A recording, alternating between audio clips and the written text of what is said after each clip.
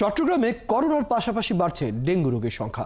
গত 25 দিনে করোনায় 7 জনের মৃত্যু হয়েছে আর আক্রান্ত হয়েছে 135 জন। অন্যদিকে এখন পর্যন্ত ডেঙ্গুতে 2 জনের মৃত্যু সহ আক্রান্তের সংখ্যা 417। এই অবস্থায় উদ্বিগ্ন নগরবাসী।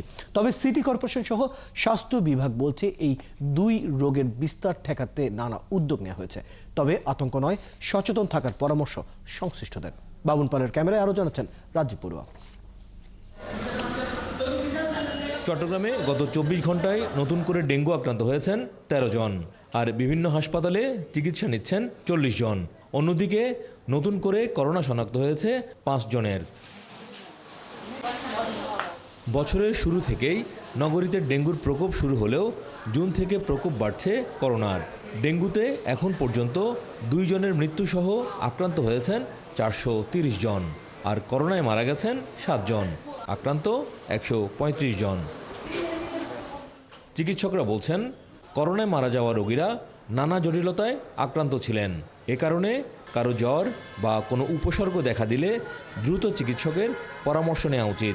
দেখা গেছে কোভিড রোগীগুলো মারা যায় বিশেষ করে লাংস যদি বেশি ইনভলভ হয়ে যায়, এবং এই লাংসের সাথে যে রক্তনালীগুলো আছে, যাকে আমরা পালমোনারি এম্বোলিজম, যেখানে আমরা রক্ত জমাট বেঁধে যায়, এই দুইটা মেইন কারণ হচ্ছে যে আসলে করোনা রোগীর মৃত্যুর কারণ। এদিকে কীটতত্ত্ববিদরা বলছেন, ডেঙ্গুর বিস্তার কমাতে এডিস মশার লার্ভা ধ্বংস করতে হলে আগে এর জীবনচক্র সম্পর্কে জানতে হবে। এছাড়া শুধু বর্ষায় নয়, পুরো বছর জুড়ে মশক নিধন কার্যক্রম চালাতে হবে।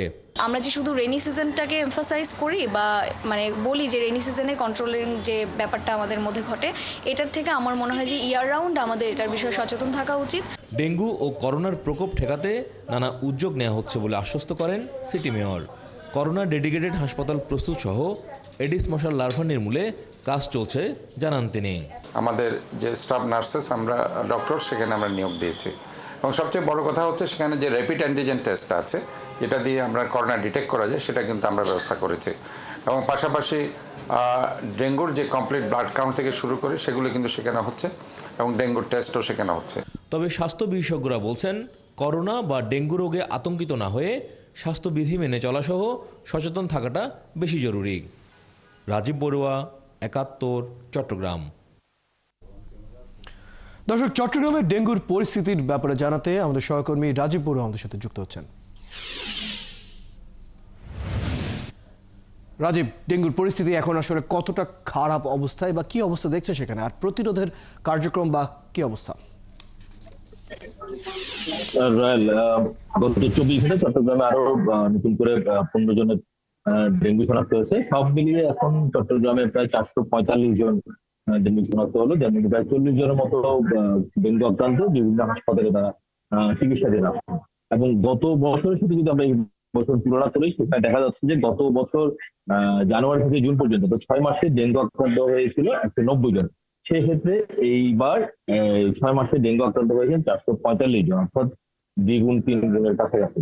তো এই যে বেশি যে আক্রান্ত হচ্ছে, এর মধ্যে আবার নগরের তুলনায় কিন্তু চট্টগ্রামের যে বিভিন্ন উপজেলাগুলো রয়েছে, সেই উপজেলাগুলিতে আক্রান্তের সংখ্যাটা অনেক বেশি। চট্টগ্রামে আক্রান্ত হয়েছে এখন কিন্তু 195 জন, সেখানে উপজেলাগুলোতে আক্রান্ত হয়েছে প্রায় 250 জন।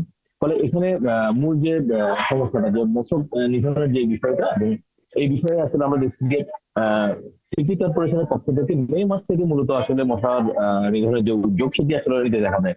কিন্তু আমরা দেখেছি যে বছরের শুরু থেকেই যে ডেঙ্গু মশার যে উৎপাত, সেটা যে বছরের শুরু থেকে যে পদক্ষেপ নেওয়া উচিত, সেই কাজটা আসলে কখনো হয় না। এবং প্রতি বছর আমরা দেখছি গত কয়েক বছর ধরে যে মে মাসে যখন রোগীর সংখ্যা বেড়ে যায়, তখনই আসলে তারা উদ্যোগটা নেয়। কিন্তু কথা হচ্ছে যে যদি বছরের শুরু থেকেই তারা আসলে এই ধরনের কার্যক্রমগুলো হাতে নিত, তাহলে এই বছর এই মাঝামাঝি সময় এসে আসলে ডেঙ্গু রোগীর যে প্রকোপ, সেটি আসলে এতটা মাত্র না। যদিও গত বছরের তুলনায় এবছর মৃত্যুর সংখ্যা এখনো পর্যন্ত কম, মাত্র 2 জন মারা গেছে ডেঙ্গু আক্রান্ত হয়। তবে পরিস্থিতি যা বোঝা যাচ্ছে যে চট্টগ্রামে গত বছর বেশ কিছু জোনকে তারা ভাগ করেছিল, red zone, yellow zone, green zone, এভাবে ভাগ করেছিল।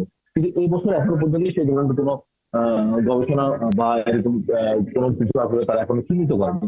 ফলে এখনো পরিস্থিতি আসলে যদি ওভাবে যদি স্বাস্থ্য বিভাগ এবং সিটি কর্পোরেশন মিলে বিষয়টাকে যদি গুরুত্ব না হয়, তাহলে এটা যে কোনো সময় আসলে ভয়াবহ পরিস্থিতি তৈরি হবে। এর আগেও আমরা যেটা দেখেছিলাম যে গত বছরের এবং আগের বছর যে হঠাৎ করে পরিস্থিতি খুব খারাপ হয়ে গেছিল এবং ডেঙ্গুতে আক্রান্ত অনেকে মারা গেছে। রাজীব বাবু, আপনি সেখানকার খোঁজ খবর রাখতে থাকুন, আমরা পরবর্তীতে আবার প্রয়োজনে প্রসার যুক্ত হবো। ধন্যবাদ।